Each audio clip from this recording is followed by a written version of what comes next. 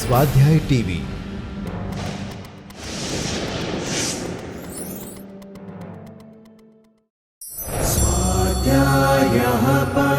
Doctor Baba Saheb Ambedkar open university.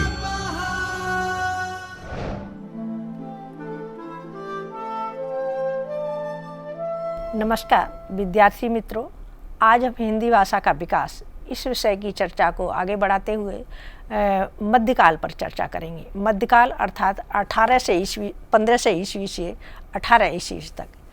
इस भाषा और साहित्य का जन्म सामाजिक सांस्कृतिक परिस्थितियों के बीच से होता है। परिस्थितियों की भिन्नता से भाषा और उसके साहित्य तथा उसके स्वरूप में परिवर्तन परिलक्षित होने लगते हैं। इस विषय में हिंदी भाषा का वैज्ञानिक ढंग से प्रथम साहित्य लिखने वाले डॉक्टर रामचंद्र शुक्ल ने कहा है कि प्रत्येक देश की भाषा और साहित्य वहाँ की जनता की चित्तवृत्तियों का प्रतिबिंब होता है। जनता की चित्तवृत्ति बहुत कुछ सामाजिक, सांप्रदायिक, धार्मिक परिस्थितियों के अनुसार होती हैं। आचार्य रामचंद्र शुक्ल के बाद ही आगे आने वाले आचार्य हजारी प्रसाद द्विवेदी ने भी इससे भी आगे बढ़कर कहा, साहित्य तत्कालीन परिस्थितियों तथा परंपराओं का युग है। अतः द्विवेदी जी ने यहाँ परिस्थितियों के साथ साथ परंपराओं पर भी बल दिया है। आगे आने वाले अन्य सभी हिंदी साहित्यकारों ने, हिंदी के विद्वानों ने, जैसे डॉक्टर नगेद, डॉक्टर राम कुमार वर्मा आदि की भी यही मान्यता है कि किसी भी भाषा के विकास को, उसके साहित्य को शुद्ध विकासवादी या वैज्ञानिक दृष्टि से देखने के लिए उस युग की परंपरा और उस युग की स्थिति दोनों पक्ष विचारणीय हैं। अतः मध्य युग में हिंदी भाषा के विकास की चर्चा करने से पहले उस युग की राजनीतिक, सामाजिक, धार्मिक, सांस्कृतिक आदि सभी परिस्थितियों को समझना आवश्यक है। मध्यकाल की पृष्ठभूमि। मध्यकाल की पृष्ठभूमि के संदर्भ में सबसे पहले हम ये बताना चाहेंगे कि राजनीतिक पृष्ठभूमि क्या है। राजनीति की दृष्टि से इस काल में 1500 ईस्वी के बाद देश की परिस्थितियों में भारी परिवर्तन आया। लगभग 1526 में शासन की बागडोर तुर्की शासकों के हाथ से निकलकर मुगल बादशाहों के हाथ में चली गई। इस बीच कुछ समय तक सूर्यवंशी राजाओं ने भी राज्य किया। इस परिवर्तन काल में राजपूत राजाओं ने गंगा घाटी पर अधिकार जमाना चाहा, किंतु सफलता नहीं मिली। लेकिन इस काल में मुगल बादशाहों की और राजपूत राजाओं की सहानुभूति, जनता की भाषा और संस्कृत सीखने की आकांक्षा तुर्की राजाओं की अपेक्षा कहीं अधिक थी। समाज में भी युद्धों के बाद अमन और शांति का माहौल था। अतः भाषा और कला, संगीत और साहित्य सभी को यहाँ आगे बढ़ने का मौका मिला। राज्यों की तरफ से उपेक्षा न होने के कारण विशेष प्रगति, इस संदर्भ में विशेष प्रगति हुई। फिर भी इस काल में बार बार सत्ता परिवर्तन, विदेशी विजाति तत्वों के आते रहने के कारण उनके परस्पर संघात होते रहे। समाज में धर्म परिवर्तन की घटनाएं बढ़ गईं, लेकिन मुगल बादशाहों ने अपनी शास की कमियों को दूर करके समाज में सुविधाएं प्रदान करने के लिए अनेक प्रयत्न किए। मुगल बादशाहों में बादशाह अकबर का राज सभी दृष्टि से सर्वोपरि रहा। जहांगीर और शाहजहां ने भी इन्हीं राजाओं का अनुकरण किया। अलाउद्दीन खिलजी द्वारा प्रस्तुत की गई, सूरी शेरशाह द्वारा पुष्ट की गई योजनाएं इस काल से, जैसे सैन्य योजना, कर व्यवस्था, यातायात सुव्यवस्था को अकबर ने भी अपनाया था और इस राजा ने जजिया और तीर्थ कर हटाकर अपनी उदारवादी नीति से जनमानस को प्रभावित किया। लेकिन आगे चलकर मुगलों के अंतिम बादशाह औरंगजेब तथा उसके बाद होने वाले नवाबों ने शासनकाल में परिस्थितियां बदल गईं। नवाब राज्य की बागडोर अच्छी तरह नहीं संभाल सके, वे विलासिता में मग्न रहने लगे। इसलिए धीमे धीमे मुग़ल शासन का पतन हो गया और देश की सत्ता मुग़ल बादशाहों तथा देसी राजाओं के हाथ से निकलकर अब अंग्रेज़ों के हाथ में आ गई। इस तरह इस काल में बार बार सत्ता परिवर्तन के कुछ समय सर्वतन से कुछ समय मुग़ल बादशाहों तथा देसी बादशाहों की उदारवादी नीति, लेकिन मध्यकाल के उत्तरार्ध में पुनः सत्ता परिवर्तन से राजाओं नवाबों की विलासिता की प्रवृत्ति का गहरा प्रभाव जनता पर पड़ा, जिसकी वजह से समाज में कुरीतियों का, पुरानी परंपराओं का बोलबाला हो उठा। कट्टरवादी हिंदू मुस्लिम दोनों जातियों में विरोध का स्वर ऊंचा कर रहे थे या विरोध की स्थिति पैदा कर रहे थे। परिणाम स्वरूप इस काल में सूफी संत कवियों द्वारा जो 1000 ईस्वी से शुरू किया गया था भक्ति आंदोलन पूरी तरह से पूरे देश में व्यापक हो गया या उसका प्रसार हो गया।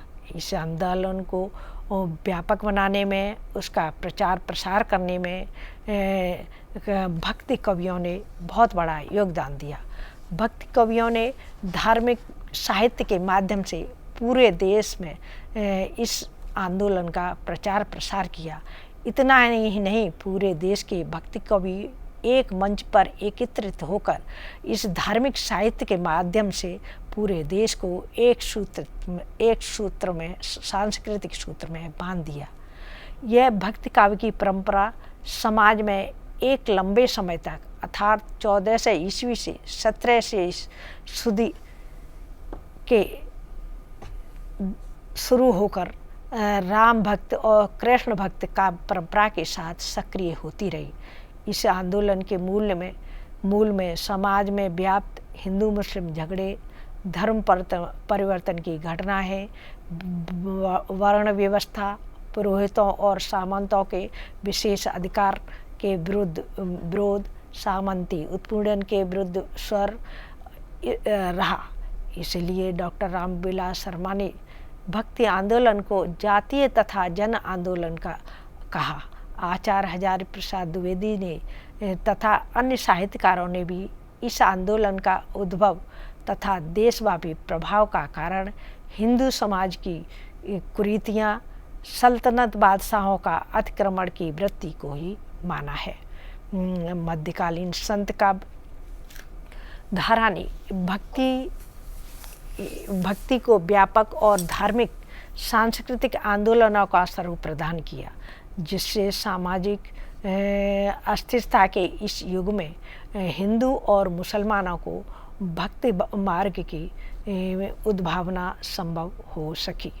धर्म का ऐसा स्वरूप था जो साधना, प्रेम, अहिंसा, प्रपत्ति का समन्वय का लोक हृदय में सामाजिक समरसता की स्थापना कर आशा की किरण सुलगा रहा था।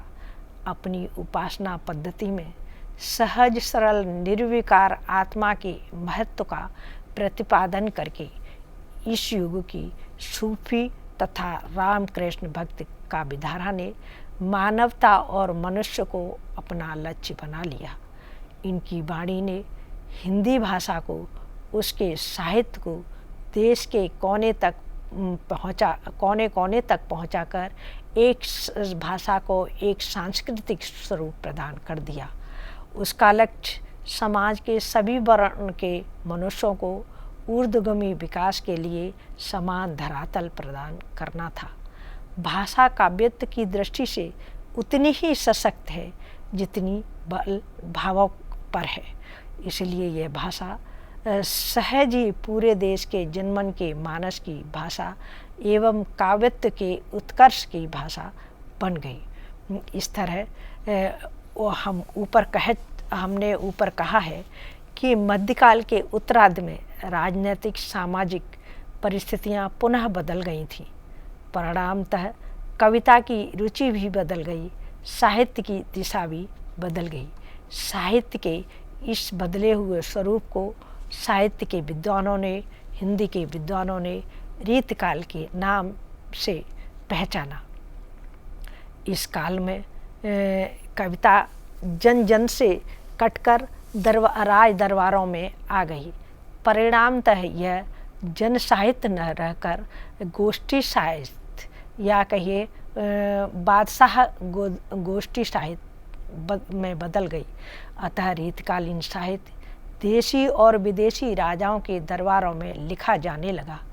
यूँ तो प्राचीन काल के सम्राटों की सभाओं में भी कवि, साहित्यकार, संगीतकार, पुराण गिराता आदि रहते थे। उन्हें पोषण मिलता था और इन्हें आश्रय या सम्मान देकर आश्रयदाता भी यश और सम्मान प्राप्त करते थे। विक्रमादित्य और भोज ऐसे ही गुणज्ञ शासक थे, किंतु रीतकाल का उदय मुगल बादशाहों की दुर्बलता और उनके पतन के कारण हुआ था। शासकों की शक्ति क्षीण हो गई थी, उनके दरबारों में रूढ़बद्धता बढ़ गई थी। फलस्वरूप इस दरबारी कविता में भाव की गंभीरता एवं व्यापकता के स्थान पर अलंकरण या भाषा की साज सज्जा या प्रदर्शन की प्रवृत्ति ही शेष रह गई। रीतबद्ध कवि तो पूरी तरह से शासकों की विलासता की प्रवृत्ति से आबद्ध थे। हाँ, रीत मुक्त कवि भी उससे अछूते नहीं रहे। बाद में अपनी स्वच्छंद प्रवृत्ति के कारण दरबारों से मुक्त होकर स्वच्छंदता पूर्वक काव्य रचना में लग गए। वैसे तो रीतकाल में भक्त काल का ही विकास हुआ है। भक्ति में श्रृंगार की दिव्य और अलौकिक रूप में प्रस्थिति हुई, किंतु सामान्य जन के लिए तो उसका लौकिक और स्थूल रूप ही अधिक ग्राह्य रहा। श्री कृष्ण की किशोर लीलाओं का वर्णन श्रीमद् भागवत में विस्तार पूर्वक किया गया है। वहाँ के राधा कृष्ण मध्यकाल के उत्तरार्ध में अर्थात रीतकाल में श्रृंगार के नायक और नायिका के रूप में ग्रहित हो गए। हम ऊपर कह चुके हैं कि रीतकाल दरबारी या सामंती कविता के सामंती परिवेश की देन है। इसलिए इसमें विलासता की वृत्ति के अनुरूप श्रृंगार रस में नायक नायिका के भेदों का विस्तार ही कविता में प्रमुख रहा। हिंदी साहित्यकारों ने इस काल के साहित्य की विविधता को ध्यान में रखकर उसे दो कालों में विभक्त किया है। पहला पूर्व मध्यकाल, जिसे हम भक्तिकाल भी कहते हैं। दूसरा उत्तर मध्यकाल, जिसे हम रीतकाल की संज्ञा से अवसित करते हैं। अब हम सबसे पहले पूर्व मध्यकाल की प्रवृत्तियों और उसके भाषा विकास पर चर्चा करते हैं। पूर्व मध्यकाल अर्थात भक्ति काल। इस काल में भाषा सामग्री और साहित्य परंपरा के लिए सबसे पहले हम भाषा सामग्री प्राप्त करने की स्रोत की बात करते हैं।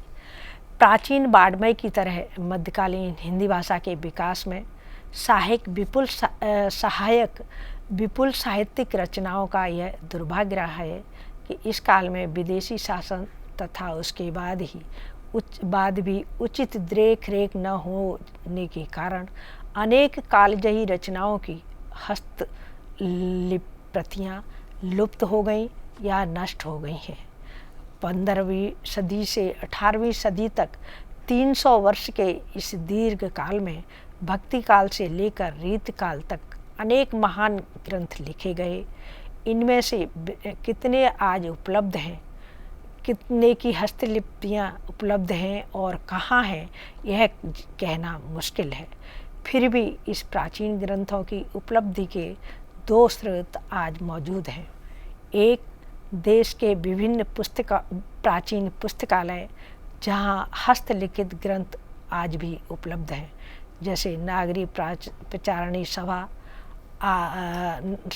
पुस्तकालय है, आर्य भाषा पुस्तकालय है, जहाँ अनेक प्राचीन इस तरह के अनेक प्राचीन पुस्तकालय हमारे देश में हैं।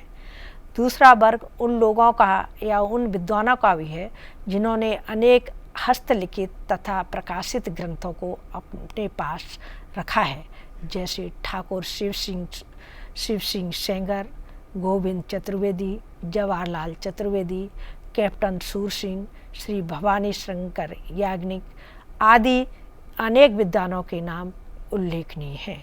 अब आगे हम पूर्व मध्यकाल अर्थात भक्तकालीन साहित्य में हिंदी भाषा का विकास इस विषय पर चर्चा करेंगे।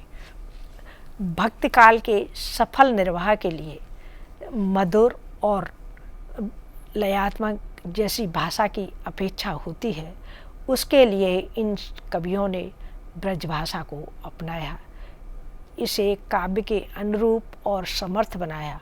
कवियों ने भाषा के उस रूप को ही अपनाया या माध्यम बनाया जो लोक प्रचलित थी। पद्य भाषा के लोक प्रचलित रूप को साहित्य रूप में ढालना सरल कार्य नहीं होता। यह कार्य सृजनात्मक प्रतिभा की मांग करता है। भाषा एक प्रकार से लोक संपत्ति होती है जिसमें लोक स्वयं को अभिव्यक्ति देता है। इस दृष्टि से यह एक संस्कृति की वाहक भी होती है। सूफी संत काव्य पूरे देश की संस्कृति को एक सूत्र में बांधकर उसका संवर्धन कर रहे थे। उसी तरह भक्ति काव्य राम भक्ति के ग्रंथ में अवधि प्रदेश की संस्कृति से का संवर्धन है। कृष्ण भक्ति का पूरे ब्रज मंडल की संस्कृति का संवर्धन या प्रतिनिधित्व करता है, क्योंकि कृष्ण के व्यक्तित्व का मुख्यांश उससे संबद्ध है और जिन्हें कृष्ण भक्ति के अष्टछाप कवि कहा जाता है वे इससे जुड़े हुए हैं। सूर जैसे कवियों ने लोक भाषा ब्रज भाषा को वैसे ही काव्य उपयोगी बनाया जैसे जायसी ने मैथिली को, तुलसी ने अवधि को। मैथिली और अवधि के स्वरूप में किंचित भिन्नता अवश्य है, पर दोनों के स्वरूप पर संस्कृत की छाया बहुत है। लेकिन सूर जैसे कवि भाषा की वर्णनात्मकता को पार करते हैं, क्योंकि गीत उनकी कविता का प्रमुख माध्यम है। भक्ति कवियों ने भाषा के मुहावरों को मुख्य रूप से जीवन सशक्ति से प्राप्त किया। तभी तो ब्रज के संस्कार, वहाँ के उत्सव, सभी कुछ पूरी तन्मयता से, रसमयता से यहाँ चित्रित हो गए हैं। उल्लेखनीय है कि प्रकृति की भूमिका भी यहाँ कुछ भूमिका का महत्व भी कम नहीं है। वास्तविकता तो यह है कि लोक जीवन में प्रकृति भी सम्मिलित है। जहाँ तक भाषा संपदा का प्रश्न है, वह कविता को विशेष संपन्नता प्रदान करती है। कृष्ण लीला वर्णन में माखन लीला, वृंदावन विहार, रास लीला आदि अनेक प्रसंग विशेष रूप से उल्लेखनीय हैं। तुलसीकृत रामायण में भी श्री राम के जीवन से संबंधित अनेक प्रासंगिक वर्णन हुए हैं। यहाँ प्रकृति के खुले मंच पर सब कुछ आयोजित होता है। लोकोक्तियों और मुहावरों से राम भक्ति काव्य तथा कृष्ण भक्ति काव्य ने स्वयं को लोक समीपी बनाया है। अभिव्यक्ति की सहजता और भाषा की सरलता ही इन काव्यों में विशेष आकर्षण का उत्पन्न करती है और सामान्य जनता को प्रभावित करती है।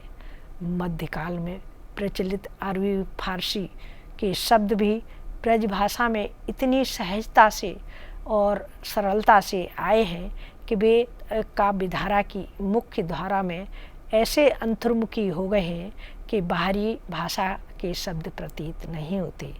सूरदास, नंददास जैसे महान कवियों ने ब्रज भाषा को इस ऊंचाई तक पहुंचा दिया कि वह बिंब रूपक निर्माण में पूर्णतः समर्थ हो गई। जिसे सांगरूपक अथवा संपूर्ण चित्र कहा गया, उसका निर्माण इस अर्थगामी भाषा के सहारे ही संभव हुआ था। अद्भुत एक अनुपम बाग पद में यमुना के माध्यम से वियोग का निम्न चित्र विचारणीय है। यहाँ प्रकृति के साथ मानवीय भावों का जो तादात्म्य है उसकी वानगी सामने देखिए। देखियत कालिंदीयत कारी,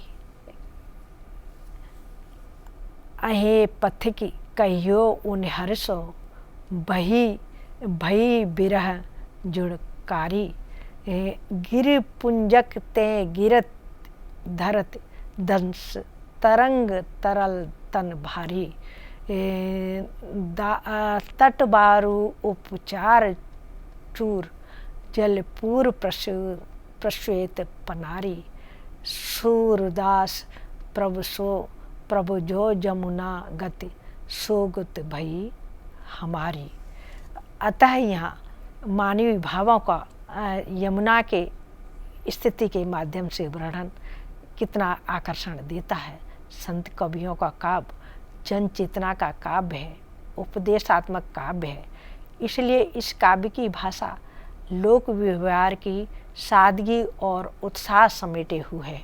इन कवियों ने अभिव्यक्ति के लिए ब्रज, अवधी, भोजपुरी, मैथिली, राजस्थानी, हरियाणवी, पंजाबी, खड़ी बोली, अरबी, फारसी, उर्दू, सिंधी, निमाड़ी की शब्दावली का निसंकोच भाव से प्रयोग किया है। भाषा के इस विस्तार से ज्ञात होता है कि इन संत कवियों को देश की भाषा की विविधता का पूरा ज्ञान था तथा वे इस व्यापक समाज से जुड़ने के इच्छुक थे। उन्होंने भारतीय समाज के सुख दुख, आशा आकांक्षा, शील नैतिकता, विरह वेदना आदि व्यक्त करने के लिए देव भाषा संस्कृत भाषा का प्रयोग नहीं किया। व्याकरणिक नियमों पर भी जोर नहीं दिया, अपितु जन व्यवहार की भाषा शैली को ही उन्होंने अपना माध्यम स्वीकारा। इसलिए आचार्य रामचंद्र शुक्ल ने इस भाषा को सदकुड़ी भाषा का नाम दिया। आचार्य श्याम सुंदर दास ने तो इनकी भाषा को गौमारू ही कह दिया। इतना ही नहीं, उन्होंने कबीर की भाषा का निर्णय करना तो टेढ़ी खीर है क्योंकि वह खिचड़ी है। इन्हीं आक्षेपों का उत्तर सूफी कवियों ने अपनी भाषा में स्वयं ही दे दिया है। का भाषा का संस्कृति, प्रेम चाहिए साँच, काम जो आवे कामरी, काले करे कमाच। इन कवियों ने योग साधना के विभिन्न अर्थों की अभिव्यक्ति के लिए भाषा में प्रतीकात्मकता, चित्रात्मकता, परिभाषित शब्दावली का सहज प्रयोग किया है। ब्रह्म, जीव, जगत और काल विषय कल्पनाएं सहज और सुलभ हैं। प्रतीकात्मकता तथा चित्रात्मकता का एक उदाहरण देखिए। संतो धोखा कासु कहिए, गुण में निर्गुण, निर्गुण में गुण, बाट छाए क्यों रहिए, संतो धोखा कासु कहिए। इसी तरह दूसरा उदाहरण देखिए। माली आवत देख कर कलियन करी पुकार, फूल फूल सब चुन गए, काल हमारी बार। यह 10 भाषा की छठा भक्त काल की ही देन है। अब आगे हम उत्तर मध्यकाल की बात करते हैं। उत्तर मध्यकाल अर्थात रीतकालीन कविता और हिंदी भाषा का विकास।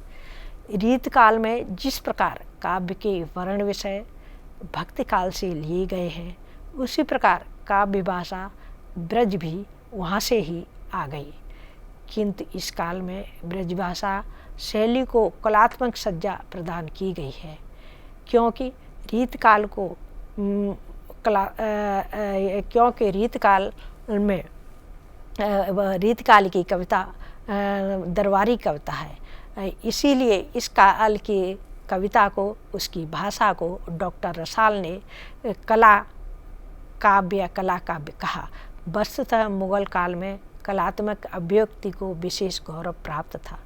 यही स्थिति देसी राज दरबारों की भी थी। वहाँ के दास दासी भी अलंकृत भाषा शैली का प्रयोग करते थे।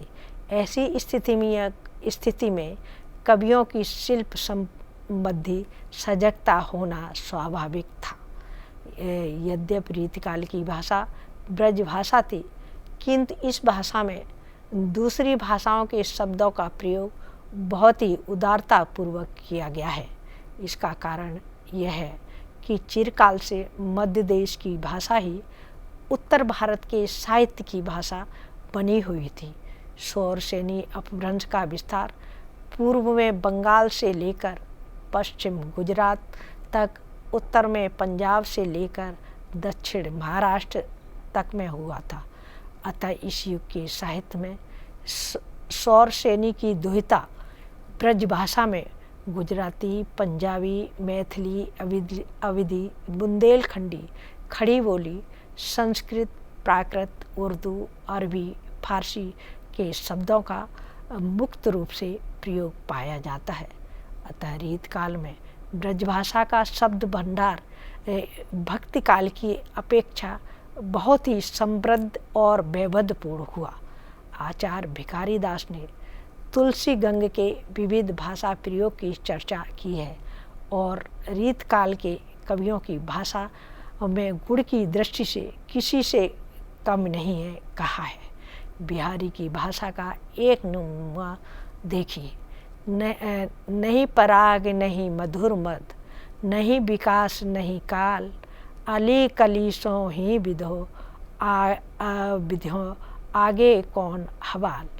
इसी तरह से बिहारी की भाषा में जो छटा है उसके लिए यह उक्ति प्रसिद्ध है कि बिहारी के सततई के दोहे के लिए, बिहारी के सततई के दोहे, सततैया के दोहरे ज्यों नाविक के तीर, देखन में छोटे लगे घाव करें गंभीर।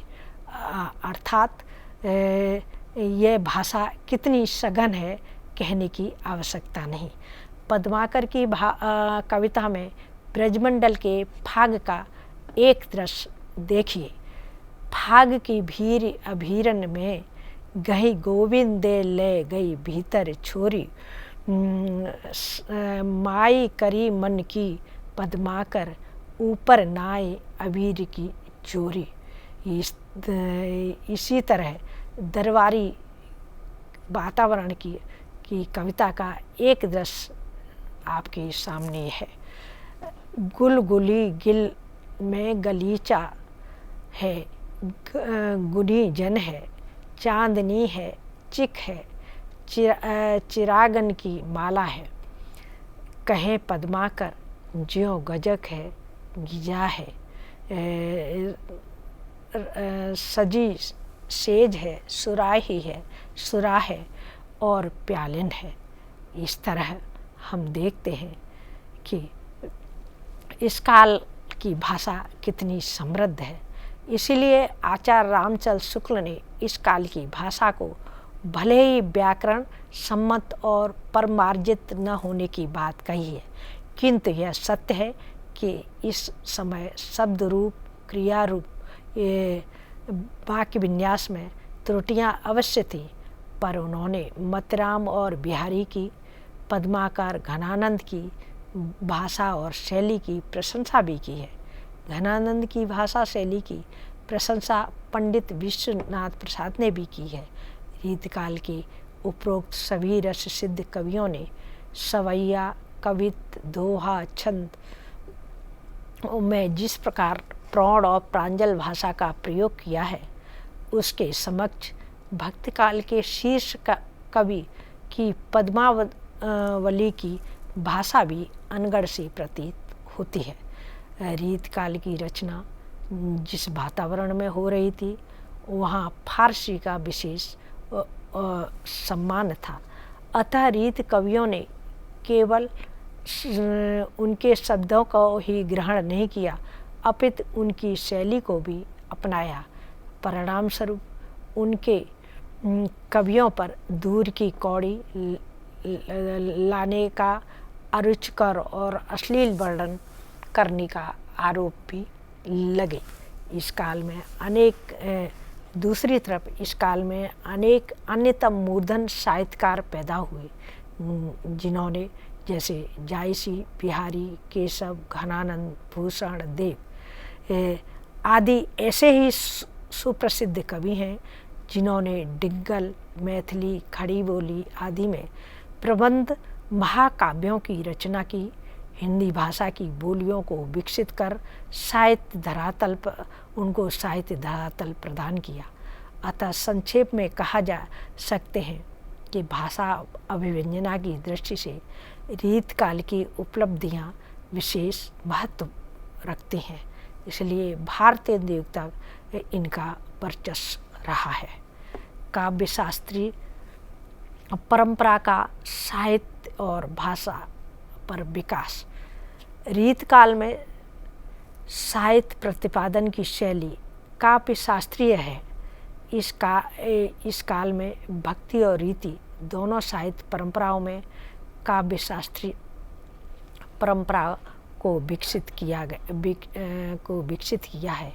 भक्ति काल में कृपाराम की हित तरंगिणी, नंददास की रसमंजरी, सूर्यदास की साहित्य लहरी, केशवदास की कवि प्रिया, रसिक प्रिया आदि रचनाएं इसके उदाहरण हैं।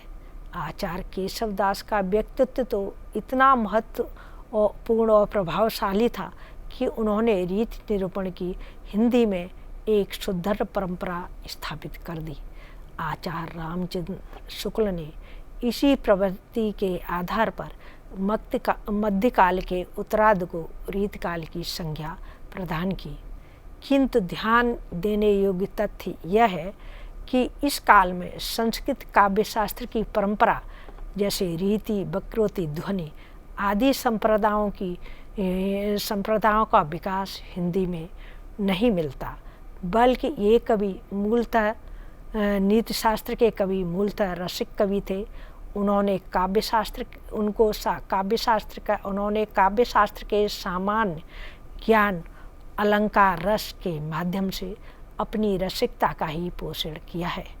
साहित्यकारों की अनुकरण की इस प्रवृत्ति ने साहित्य भाषा के धरातल पर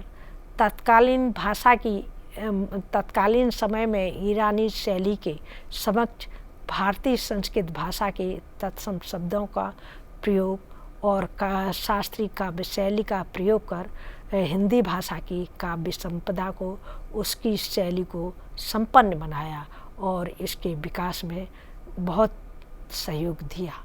मध्यकाल हिंदी भाषा के स्वरूप का विकास। इस काल में ध्वनि, व्याकरण तथा शब्द भंडार के क्षेत्र में भी कुछ उल्लेखनीय परिवर्तन हुए हैं। ध्वनि के क्षेत्र में 2-3 बातें इस तरह से उल्लेखनीय हैं। फारसी की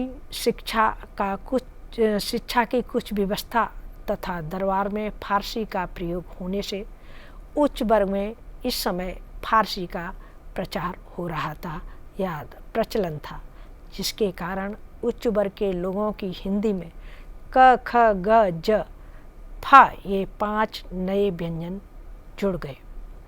शब्दांत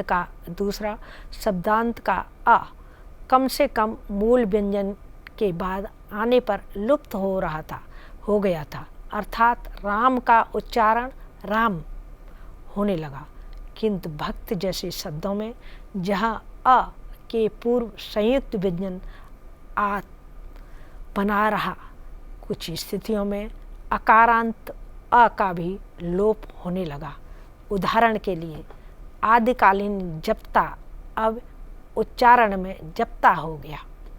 ह के पहले का अ कुछ स्थितियों में ए जैसे उच्चरित होने लगा, जैसे अहमद को अहमद कहा जाने लगा। व्याकरण के क्षेत्र में भी मुख्यतः 3 बातें उल्लेखनीय हैं। इस काल में भाषा व्याकरण के क्षेत्र में पूरी तरह इस काल में ब्रज भाषा व्याकरण के क्षेत्र में पूरी तरह से अपने पैरों पर खड़ी हो गई थी। अपभ्रंश के रूप प्राय हिंदी से निकल गए थे। जो कुछ बचे थे वे ऐसे थे जिन्हें हिंदी के ने आत्मसात कर लिया था।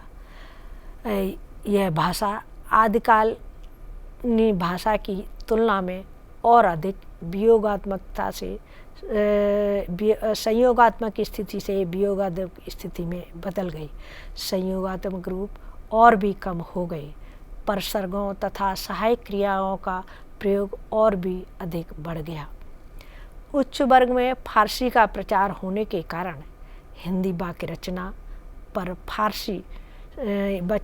फारसी से प्रभावित होने लगी थी। शब्द भंडार की दृष्टि से भी निम्न बातें यहाँ उल्लिखित हैं। इस काल में आते आते अनेक शब्द फारसी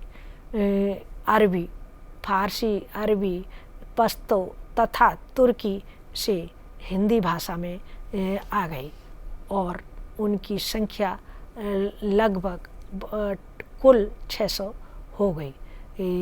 भक्ति काल के चरम बिंदु पर पहुंचने के कारण यहाँ संस्कृत से आए हुए तत्सम शब्दों का अनुपात भी और अधिक बढ़ गया। यूरोप के संपर्क के अर्थात यूरोपीय व्यापारियों के आने के कारण कुछ पुर्तगाली, स्पेनी, फ्रांसीसी तथा अंग्रेजी शब्द भी हिंदी भाषा में आ गई। मध्यकाल में हिंदी बोलियों का साहित्यिक भाषा के रूप में विकास। इस काल में ब्रज भाषा उपरोक्त चर्चा से यह स्वतः सिद्ध होता है कि मध्यकाल भाषा के विकास की दृष्टि से ब्रज भाषा का स्वर्ण काल रहा है।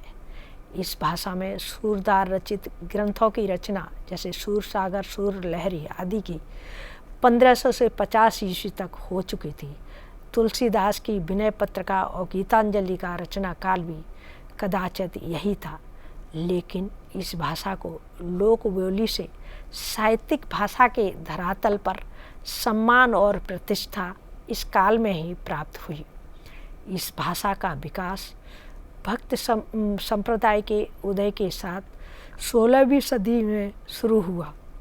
निम्बार्क, राधा वल्लभ, चैतन्य, हरिदासी, गौड़ीय आदि संप्रदायों के गेय पदों में संप्रेषण की भाषा यह ब्रज भाषा ही थी। इन संप्रदायों के भक्त कवि संपूर्ण भारत में से आए थे। अष्टछाप के कवि कृष्णदास गुजरात के ही थे। वल्लभ संप्रदाय की अष्ट शाखा ने इस भाषा का प्रचार और प्रसार उत्तर पश्चिम भारत में किया।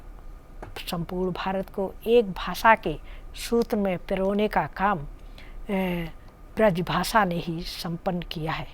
रीतकाल का तो संपूर्ण का साहित्य ही ब्रज भाषा की संपदा है। इस भाषा की धार्मिक कालजयी रचनाओं ने जो कीर्तिमान स्थापित किए वे परवर्ती युग में आदर्श बने। अवधी भाषा यह वही भाषा है जिसमें गोस्वामी तुलसीदास ने रामचरितमानस की रचना की थी। आज इस ग्रंथ को अंतर्राष्ट्रीय ख्याति प्राप्त है। अतः इस बोली भाषा का प्रौढ़ और प्रांजल रूप साहित्यिक रूप इस काल में ही विकसित हुआ था। यह हिंदी की बोली के धरातल से उठकर मूर्धन्य भाषा के रूप में रामचरितमानस की रचना के कारण ही प्रतिष्ठित हुई। अतः अवधी भाषा का मूर्धन्य भाषा के रूप में विकास इसी युग की देन है। रीतकाल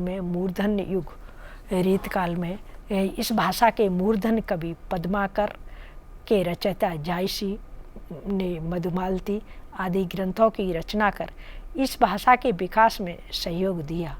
किंतु फिर भी यह भाषा ब्रज भाषा की तरह अपना प्रचार प्रसार आगे नहीं कर सकी। मैथिली यह हिंदी भाषा की मुख्य बोली रही। इस भाषा के शीर्ष कवि विद्यापति हैं, जो मैथिल कोकिल के नाम से विख्यात रहे। गीत काव्य के मूर्धन्य होने के से इन्हें अभिनव जयदेव भी कहा जाता है। इनकी प्रसिद्ध रचना है कीर्तलता, कीर्त पताका, गोरक्ष विजय आदि नाटक हैं। रीतकाल में श्रृंगारिक एवं प्रेम प्राधान्य रूप के साथ विकसित होने से इस भाषा को जनमानस की भाषा के रूप में प्रतिष्ठा भी प्राप्त हुई। दक्षिणी हिंदी, यह भाषा हिंदी भाषा के विकास की महत्वपूर्ण कड़ी है, जिसके अध्ययन के बिना शायद आधुनिक हिंदी भाषा का अनुशीलन और परिशीलन अधूरा ही कहा जाएगा। सच पूछिए तो खड़ी बोली पर आधारित आज हिंदी का जो स्वरूप, परिनिष्ठित स्वरूप है, या यूँ कहें कि बोली भाषा से साहित्यिक रूप में चलने या सिखाने वाली भाषा, यह भाषा दक्षिणी भाषा ही है। महापंडित राहुल सांक्रात्यायन ने के शब्दों में खड़ी बोली हिंदी भाषा के सर्वप्रति कवि दक्षिणी ही थे। यह भाषा ऐतिहासिक कारणों से इस भूभाग में विकसित होने के कारण इसका नाम दक्षिणी पड़ा। इस भाषा का विकास 18वीं सदी में मुग़ल बादशाहों के संरक्षण में हुआ, इसीलिए यह भाषा उर्दू प्रधान भी रही।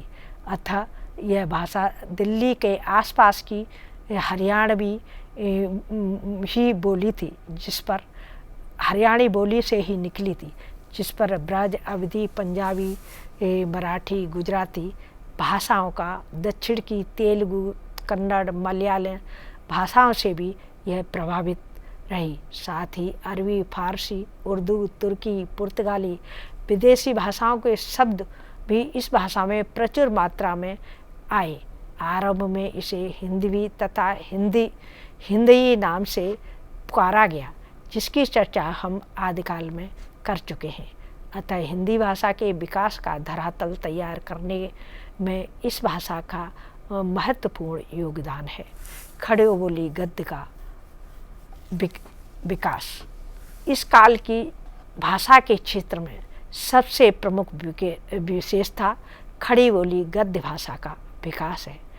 यद्यपि इस भाषा का उद्भव 14वीं सदी में गोरखनाथ द्वारा ब्रज भाषा बोली में हो चुका था, किंतु ऐसा माना जाता है कि गद्य के अनुकूल परिस्थितियां न होने के कारण यह भाषा पद्य रूप में ही विकसित होती रही।